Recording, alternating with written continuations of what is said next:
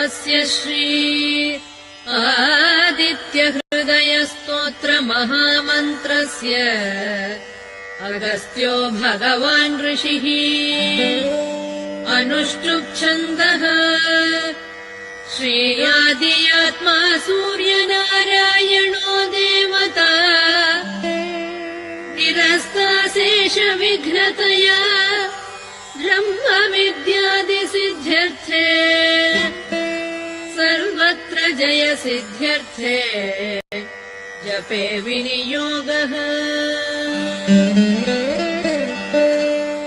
ध्यानम्